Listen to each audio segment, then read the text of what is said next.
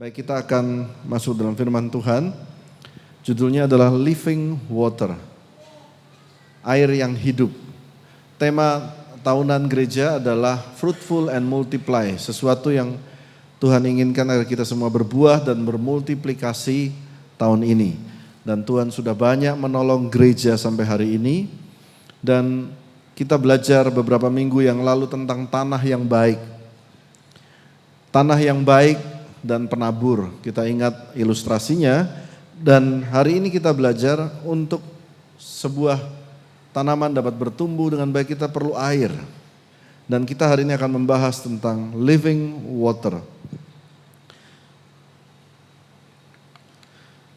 Ada kisah dalam Alkitab dari Yohanes 4 ayat 14, mari kita baca bersama-sama 1, 2, 3. Tetapi barang siapa minum air yang kuberikan kepadanya, ia tidak akan haus untuk selama-lamanya. Sebaliknya air yang akan kuberikan kepadanya akan menjadi mata air di dalam dirinya yang terus-menerus memancar sampai kepada hidup yang kekal. Di sini dituliskan Tuhan Yesus bertemu dengan wanita Samaria di sumur Sikhar. Dan cerita Tuhan Yesus bertemu dengan wanita ini, lalu Tuhan Yesus berkata, barang siapa minum air, dituliskan tuh, yang kuberikan. Saudara lihat situ, saya garis bawah. 1, diberi. Yang kedua ada kuberikan lagi kepadanya. Jadi 2 kali Tuhan mau memberi. Bagian kita adalah menerima. Tuhan mau memberi air, supaya air itu menjadi mata air dalam dirinya yang terus-menerus memancar sampai kepada hidup yang kekal. Nah, sering kita sudah baca ini, tetapi saya mendapat satu impresi yang menarik. Jadi cerita bahwa Tuhan Yesus duduk di sebuah sumur di Sikhar, lalu wanita ini datang. Lalu Tuhan Yesus berkata, kasih saya air. Wanita ini berkata, kamu orang Yahudi, saya orang Samaria, kita beda kasta.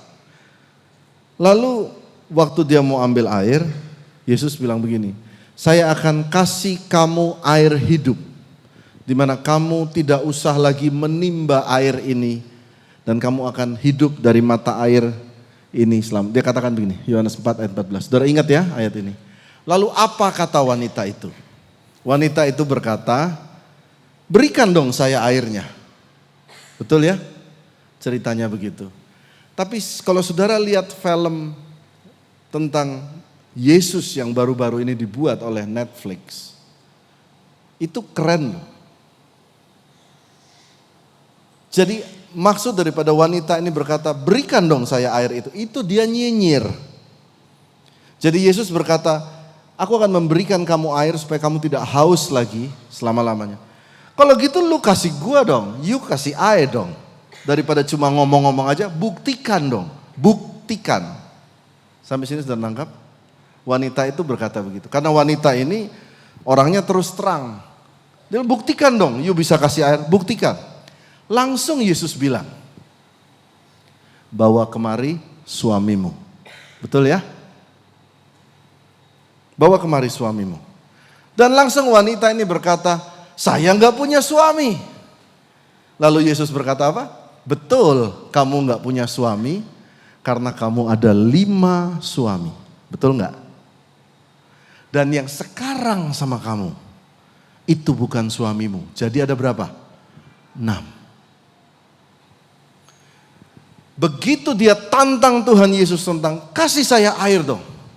Tunjukkan air yang mengisi kehausan dan kekosongan saya. Tunjukkan dong. Langsung Yesus korek hidupnya. Kenapa? Karena disitulah luka daripada wanita ini. Langsung Yesus masuk ke dalam hidupnya. Betul, kamu itu sebenarnya haus cinta kasih dan kasih sayang. Perhatikan baik-baik, saya mencoba menjelaskan dengan pelan-pelan kepada saudara. Yesus menjelaskan begini, kamu itu haus akan cinta kasih. Betul ya? Karena itu kamu punya 5 cowok. Betul? Plus 1 jadi 6. Yesus mau tanya gini, kamu sudah punya 6, masih haus enggak? Jawabannya, masih Pak. Ngerti saudara? Mereka bisa puaskan enggak? Enggak sih Tuhan. Mungkin tambah satu lagi boleh. Sama Yesus saja 7. Ngerti saudara? Yesus mau menjelaskan begini. Dalam kehidupan, ada kehausan dalam hidup ini yang tidak pernah berakhir. Entah itu terjadi karena kehidupan kita di masa lampau atau luka kita di masa lampau. Contoh, kalau kita hidup waktu masih kecil, orang tua kita kurang harmonis. Misalnya broken home, papa mama cerai. Maka ada kehausan dalam diri kita, nanti kelak saya punya pasangan hidup, saya mau hidup keluarga saya harmonis, betul enggak? Kalau kita punya papa mama miskin terus, maka ada kehausan dalam diri kita, nanti kelak saya besar, saya mau kaya, betul enggak? Tetapi Yesus mau menjelaskan dalam cerita ini, kalau kamu luka di dalam jiwa, itu kamu haus, kamu isi terus dengan sesuatu dari dunia, itu tidak akan pernah puas. Itu loh maksudnya Tuhan Yesus. Kamu cari cowok 5+6, 6, kurang memuaskan katanya. Kamu cari harta terus, cari uang terus, memuaskankah? Kurang kaya. Saya kemarin dengar cerita ada orang punya toko makanan, minuman ya, toko minuman. Buka sampai 70 cabang. Kaya enggak 70 cabang? Kaya. Tanya dia, kurang. Dia mau IPO. Initial public offering, buka saham. Tarik lagi dana dari masyarakat 400 miliar, kurang kaya. Kalau buat kita, wih kaya ya. Tapi tanya dia, kurang kaya? Kurang Pak.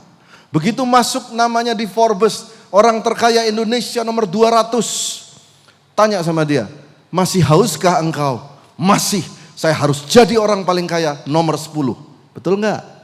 Sudah jadi orang paling kaya nomor 10, tanya lagi, kurang kaya enggak? Kurang, saya mau jadi orang terkaya nomor 10 di mana? Di dunia. Terus saja begitu. Dan Yesus berkata kepada kita semua, masih hauskah engkau? Apakah ada yang kau cari, entah itu cinta kasih ataupun harta, kau cari. Bawa ke sini, kata Tuhan. Apakah barang dunia itu bisa memuaskan kamu? Bisakah? Hebat ya? Dalam sekali Tuhan Yesus. Lalu Yesus berkata, yang bisa memuaskan jiwa kita itu hanya yang empunya jiwa kita. Hanya Dia yang bisa memenuhkan kebutuhan jiwa kita. Katakan amin. Kalau kamu luka, datang pada Dia, Dia sembuhkan luka. Setelah sembuh lukanya, kerjalah. Kamu boleh cari yang dunia segala macam, tapi bukan berdasarkan sakit hati atau kekosongan. Jalan aja, katakan amin. Nah sekarang saya akan masuk lebih dalam.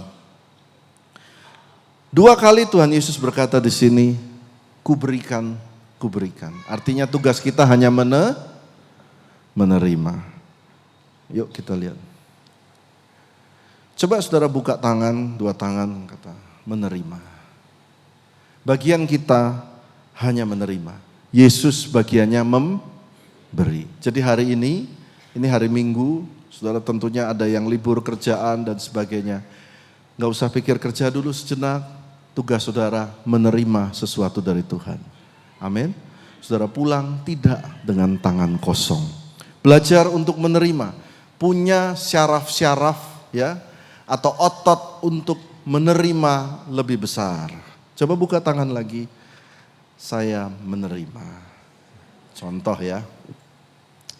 Saya mau cerita. Saya gambar pertama. Satu waktu saya kasih teman dalam meeting, saya kasih teman saya cappuccino. Silakan ya. Saudara tahu, teman saya itu nggak enak hati. Nggak enak hati, apa yang terjadi? Cappuccino yang saya berikan dikasih ke teman sebelahnya. Saudara ngerti? Dikasih ke teman sebelahnya.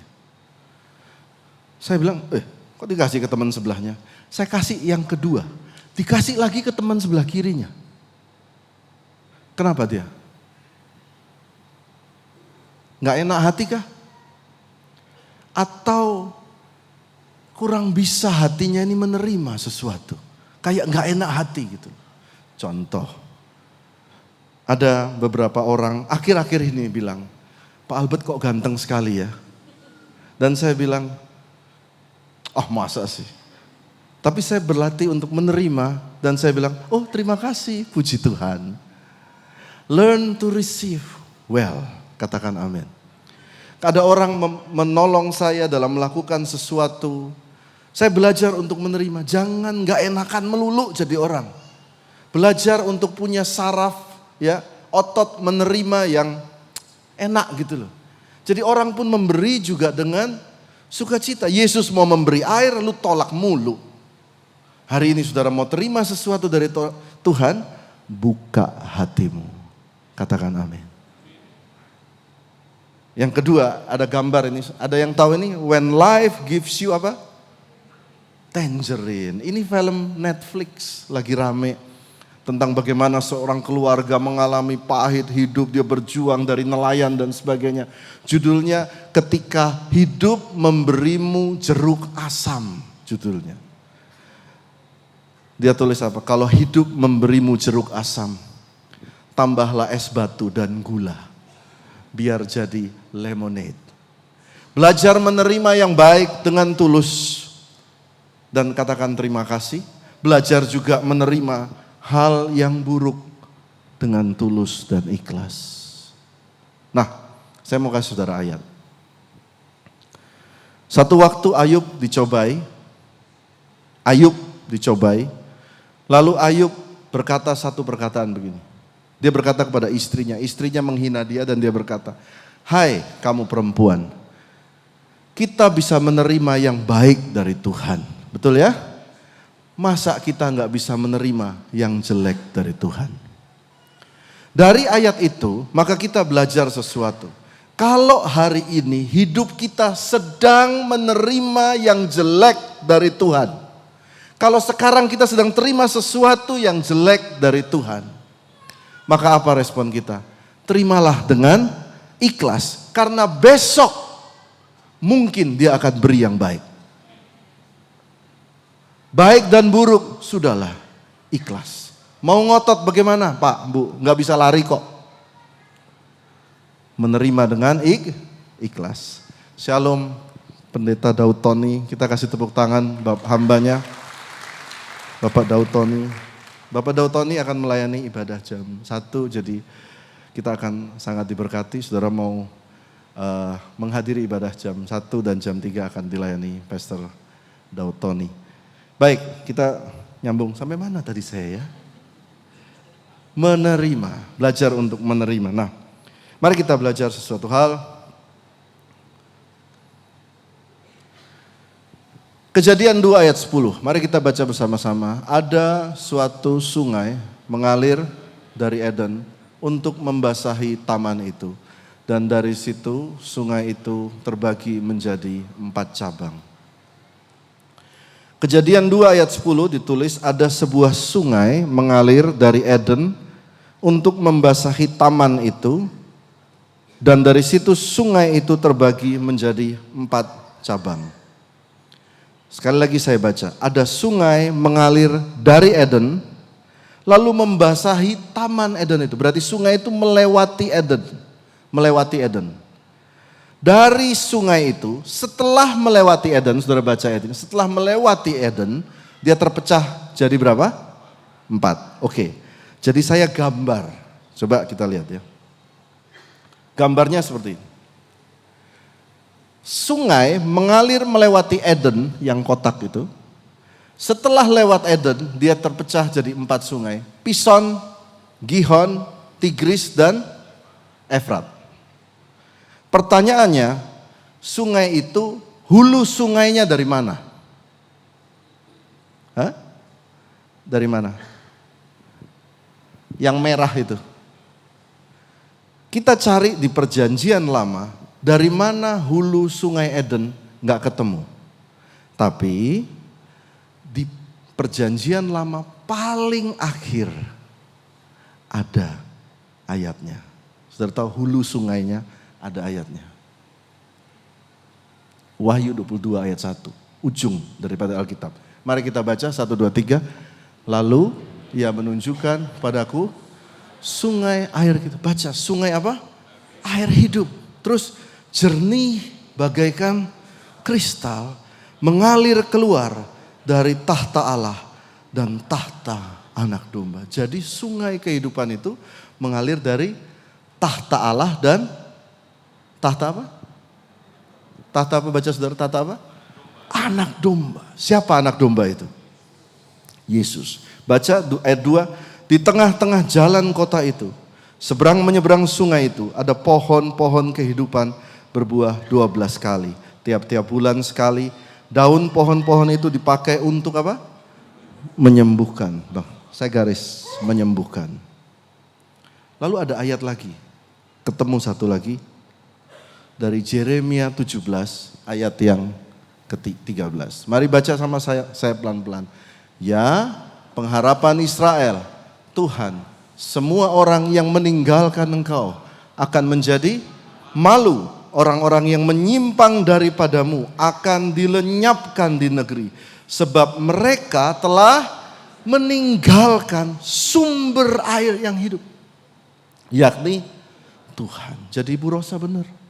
Sumber air yang hidup itu Tuhan. Sumber air hidup itu Tuhan.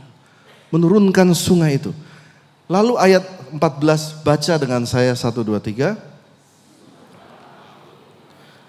Maka aku akan sembuh, selamatkan aku, maka aku akan selamat, sebab engkaulah kepujianku. Setiap kali ada kata sungai air hidup, selalu diikuti ayat selanjutnya, ada kesembuhan. Jadi pada waktu air itu mengalir, ada kesembuhan yang menyertainya. Coba saudara buka tangan lagi. Saudara akan terima air hidup pada pagi ini. Dan waktu air hidup itu terima, engkau juga akan menerima kesembuhan, luka di hati, luka juga yang menyembuhkan seluruh tubuh kita. Katakan amin. Berikan tepuk tangan buat Tuhan Yesus. Saya akan lebih dalam lagi saudara. Tadi saya tanya, air itu dari sumber apa? Dari tahta Allah dan tahta anak domba. Nah sekarang saya masuk lebih dalam lagi. Mari kita baca ayat ini. Pada waktu Yesus disalib, ayo kita baca. Tetapi seorang dari antara prajurit itu menikam lambungnya dengan tombak. Dan segera mengalir keluar darah dan air. Saya garis bawah, apa? Darah dan air. Ayat 35. Dan orang yang melihat hal itu sendiri memberikan kesaksian ini. Dan kesaksiannya benar. Dan ia tahu bahwa ia mengatakan kebenaran. Berkali-kali dikatakan ini benar loh, benar loh, benar loh. Supaya kamu percaya.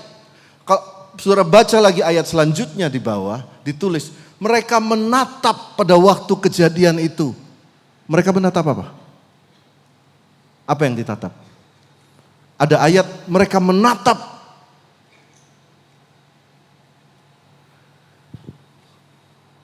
Saya tadi pagi ayat ini nggak ada, nggak masuk dalam pelajaran hari ini. Tiba-tiba Tuhan suruh baca berkali-kali. Saudara tahu kenapa prajurit itu menatap? Saya mau tanya, waktu ditusuk itu logikanya keluarnya apa? Darah. Tapi Alkitab tulis darah dan air. Saya mau tanya, darah dicampur air warnanya apa? Ya tetap merah dong. Betul nggak? Tuhan bilang baca lagi. Ditulis darah dan air. Kalau Alkitab bilang darah dan air, betul-betul. Waktu ditusuk itu darah dulu yang keluar, seret turun darah. Lalu air keluar. Tahta anak domba. Air itu keluar mengalir. Karena itu mereka bingung. Kok ditusuk air mengalir seperti mata air. Yesus sumber air kehidupan. Bukan cuma jiwa atau physically. Berikan tepuk tangan buat Tuhan Yesus. Dan air itu menyembuhkan. Jadi pertama kita belajar untuk menerima. Yang kedua kita belajar untuk tahu bahwa baca sama-sama sumber air hidup itu Yesus. Katakan Yesus.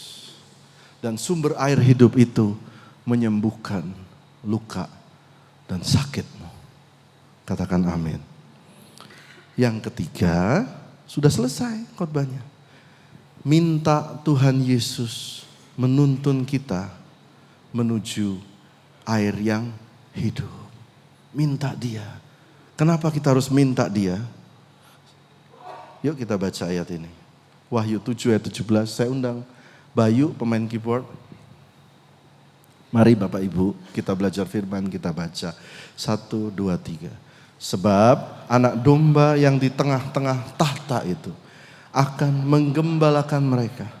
Dan akan menuntun mereka ke mata air kehidupan. Yang memuaskan engkau. Dan Allah, baca lagi. Dan setiap kali ada air kehidupan, ada ayat selanjutnya. Dan Allah, baca dengan keras, akan menghapus segala air mata dari mata mereka. Segala kehausan, segala luka, segala sakit hati akan Tuhan hapuskan. Tapi kita harus minta Tuhan tuntun kita kepada air hidup itu. Katakan amin. Saya buka lagi perjanjian lama. Indah sekali ayat Alkitab. Ini ayat sudah sering kita baca. Yuk kita baca. Tuhan adalah gembalaku. Takkan kekurangan aku.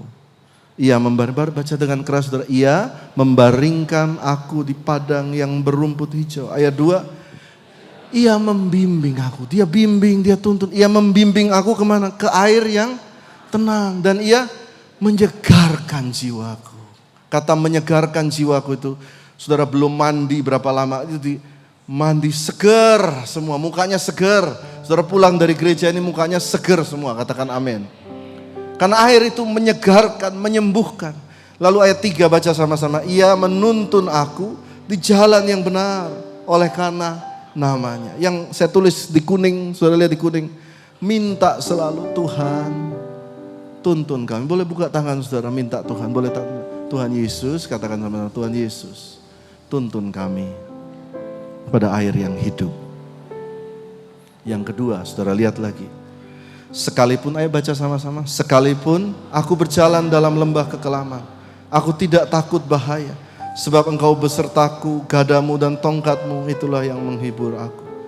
Pada waktu kita berat, kita sakit, kita mengalami hal yang kita kehilangan sesuatu. Ibu Kingsia ya, Ibu Monika Lee. Waktu engkau berat, ada dia berkata, waktu sakit, Tuhan tidak meninggalkan engkau. Keren kan? Ayat 5, sama-sama. Engkau menyediakan hidangan bagiku di hadapan lawanku. Engkau mengurapi kepalaku dengan minyak, pialaku penuh melimpah. Waktu engkau berat, Tuhan tetap somehow, Dia tetap masih kasih kamu makanan. Dia masih beri kamu kekuatan. Lewati nak, lewati. Dan setelah kamu kuat, kamu melewati hidup ini. Baca ayat 6 sama-sama. Kebajikan dan kemurahan belaka akan mengikuti aku seumur hidupku. Lalu dia tulis titik koma. Kalau kita satu waktu menutup mata kita meninggalkan dunia. Baca sama-sama. Titik koma, dan aku akan diam dalam rumah Tuhan sepanjang masa. Saya tulis di bawah, semua akan baik-baik saja. So blessed. Saudara merasakan air itu mulai menyegarkan jiwa saudara. Air itu mulai menyembuhkan saudara. Nah saudara, saya lanjutkan terakhir. Apa sih fungsi air itu? Air hidup. Air itu fungsinya membuang toksin. Jadi kalau saudara hari ini datang ke gereja, ikut ibadah di gereja JCC, itu seperti minum air yang hidup. Dan itu membuang toksin daripada apa yang sudah dunia berikan kepada saudara. Entah kegagalan kah, entah ledekan orang kah, entah kehidupan, berbagai hal yang toksik semua. Itu sedang dibersihkan oleh air yang hidup itu. Betul kan? Di sini ada ibu dokter juga, Bu Dokter Rosa. Kalau minum air buang toksin harus banyak minum air putih. Yang kedua, air itu memberi energi dan kehidupan. Kalau engkau minum air itu memberikan engkau kekuatan. Haus engkau minum air itu strength. Tuhan itu memberi kekuatan dan energi. Jangan tinggalkan gereja dan ibadah. Amin. Yang ketiga bagus banget. Dari scientific, saya baca ini di internet. Air itu kau minum banyak mengurangi stres. Lihat nih gembala saudara. Banyak bebannya tapi kayaknya happy-happy aja tuh. Kelihatannya happy-happy aja. Karena air itu mengurangi stres. Jadi air hidup itu mengurangi stres, depresi. Yang menarik ini fungsi air. Saya udah mau selesai. Sifat air. Sifat air itu ada 3. Yang pertama, humility. Air itu humility. Kenapa disebut humility? Air itu kalau saudara lihat gambarnya selalu mengalir ke tempat yang mana? Rendah apa tinggi? Dari dulu sampai hari ini, dari zaman kuda gigit besi dan sebagainya. Air itu di tempat yang rendah. Jadi saudara, rendah hatilah selalu. Low profile aja. Jemaat JCC di Jantung, gak usah gaya-gayaan di sosmed, punya apa. Gak usah, low profile hidup ini. Santai aja. Kalau waktunya Tuhan angkat kita, nikmatilah itu. Kalau belum waktunya, jangan gaya-gayaan. Masih ngekos, masih naik angkot. Handphonenya iPhone 16 Plus 8.000 giga. Coba. Buat apa? Belum punya penghasilan yang cukup, ngotot punya mobil, ngekos, belajar, low profile, low key aja lah. Karena kalau kita rendah, orang rendahin kita juga, ya memang kita rendah kok. Gak usah malu. Air itu loh, di tempat rendah. Tapi kalau sudah waktunya Tuhan angkat, ya Tuhan angkat. Yang kedua, yang pertama humility, katakan humility. Yang kedua, air itu selalu harmoni. Kalau ada batu, dia nggak tahan, dia hantam itu batu terus enggak. Kalau ada batu dia kelilingi batu itu, betul nggak? Dia di sekitar situ, ada juga batu yang di gua, dites terus pelan-pelan juga berubah. Air itu selalu berusaha untuk harmoni dengan sekitarnya. Jadi saudara punya keluarga, saya benar harmonis semuanya. Amin. Yang ketiga air itu, sorry. Harmoni itu ya, saudara lihat sifat air juga 3. Saudara bekukan dia jadi apa? Es. Saudara panaskan dia jadi apa? Uap, gas. Hebat ya. Itu loh air hidupnya Tuhan Yesus. Yang ketiga, air itu selalu openness. Open. Lihat laut, lihat sungai. Dari yang kerang, penyu, ikan hiu sampai ikan paus semuanya ada. Air yang bagus itu air yang terbuka, lebar, open, hatinya terbuka. Saudara bisa menerima orang tipe A, tipe B, tipe C, tipe D. Semua bisa saudara terima tanpa sakit hati. Katakan amin. Open. Belajar untuk terbuka seperti laut yang besar. Humility, harmoni, dan openness. Saudara coba lihat. H2O. Air itu H. Humility, baca sama-sama. Humility, harmony, openness. Apa? H2O. Hal kecil, tapi hari ini Tuhan mau memberikan air hidup buat kita. Berikan tepuk tangan buat Tuhan Yesus.